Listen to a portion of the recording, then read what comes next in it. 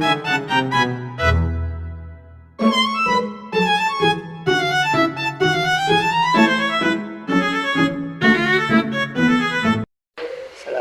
warahmatullahi wabarakatuh.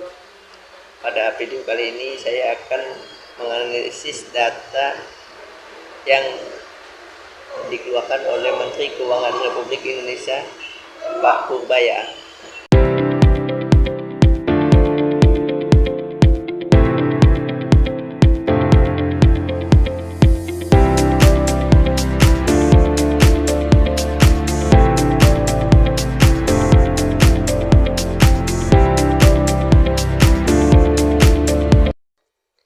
Saya setuju dengan pernyataan Menteri Keuangan Indonesia Pak Purbaya tentang pencapaian tax ratio dan kebijakan stimulus likuiditas.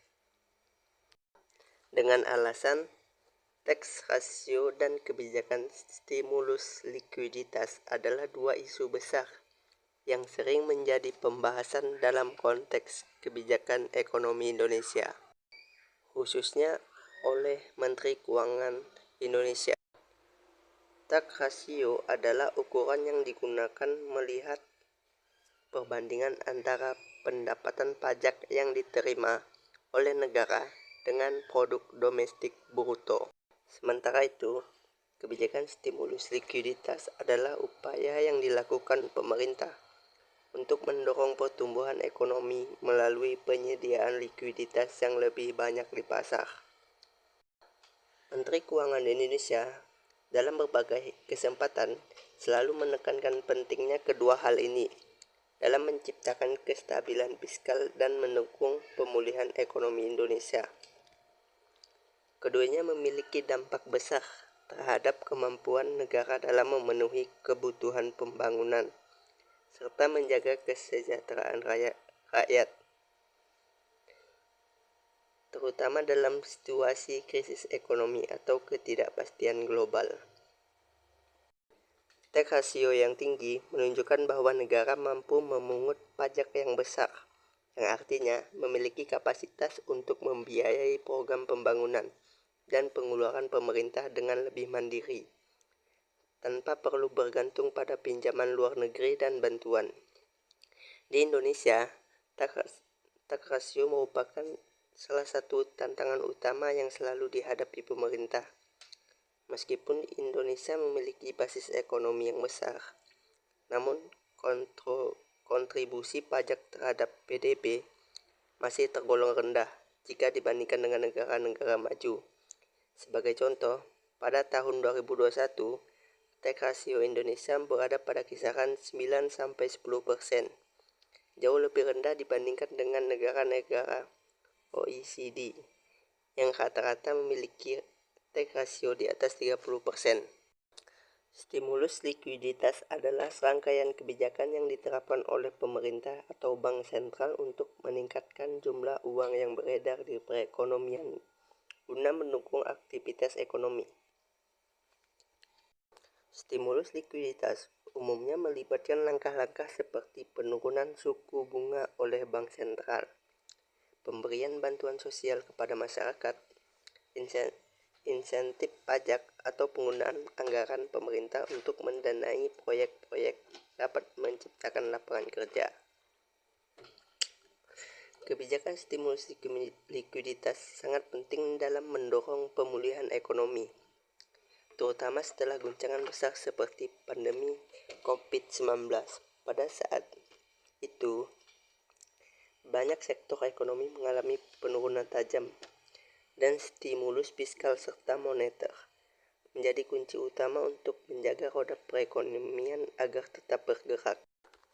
Pemerintah Indonesia melalui Kementerian Keuangan memberikan stimulus fiskal dalam bentuk bantuan langsung tunai, insentif pajak, dan subsidi untuk mendukung sektor-sektor yang paling terdampak seperti sektor pariwisata, UMKM, dan industri manufaktur. Di sisi lain, Bank Indonesia menurunkan suku bunga acuan untuk meningkatkan aksesibilitas kredit bagi dunia usaha dan masyarakat. Kebijakan suku bunga rendah ini bertujuan untuk memperbaiki likuiditas dan memperlancar perputaran uang di perekonomian, sehingga mendorong konsumsi dan investasi. Stimulus likuiditas yang diberikan oleh pemerintah dapat berdampak pada pencapaian tax ratio dalam jangka menengah dan panjang, namun dampaknya dapat bersifat langsung maupun tidak langsung. Stimulus likuiditas yang efektif akan merangsang aktivitas ekonomi yang pada gilirannya dapat meningkatkan penerimaan pajak. Ketika sektor-sektor perekonomian tumbuh, akan lebih banyak membayar pajak penghasilan, dan individu yang memperoleh penghasilan lebih besar akan membayar pajak lebih banyak. Dengan kebijakan stimulus yang meningkatkan daya beli masyarakat, konsumsi domestik akan meningkat yang berpotensi meningkatkan penerimaan dari pajak pertambahan nilai atau PPN. Hal ini dapat membantu pemerintah dalam menggenjot pendapatan pajak meskipun tingkat tax ratio-nya masih relatif rendah. Dampak jangka pendek kebijakan stimulus likuiditas bisa menambah beban utang negara. Pembiayaan defisit anggaran melalui utang pemerintah dapat meningkatkan ketergantungan pada pembiayaan eksternal yang memerlukan kebijakan fiskal. Ketergantungan pada pembiayaan eksternal yang memerlukan kebijakan fiskal hati-hati di masa depan untuk menghindari masalah utang yang berkelanjutan. Stimulus yang mendorong pertumbuhan ekonomi dalam jangka panjang dapat memberikan ruang bagi reformasi perpajakan yang lebih mendalam. Pemerintah bisa menggunakan hasil dari pertumbuhan ekonomi yang lebih baik untuk memperbaiki administrasi pajak dan memperluas basis pajak. Meskipun stimulus memiliki dampak positif terhadap perekonomian, adapun beberapa tantangan dalam menggabungkan kebijakan stimulus dengan pencapaian tax ratio yang optimal. Pencapaian tax ratio yang optimal merupakan salah satu tujuan utama dalam kebijakan fiskal Indonesia, dan stimulus likuiditas memiliki peran penting dalam mencapai tujuan tersebut.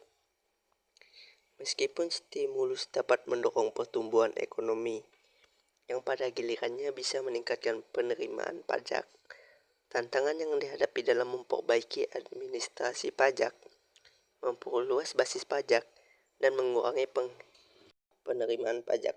Tantangan yang dihadapi dalam memperbaiki administrasi pajak, memperluas basis pajak, dan mengurangi penghindaran pajak masih perlu perhatian serius. Kebijakan yang tepat harus memperhatikan keseimbangan antara stimulus fiskal dan kebijakan perpajakan, sehingga Indonesia bisa mencapai tax ratio yang lebih tinggi tanpa mengorbankan stabilitas fiskal dan ketahanan ekonomi jangka panjang.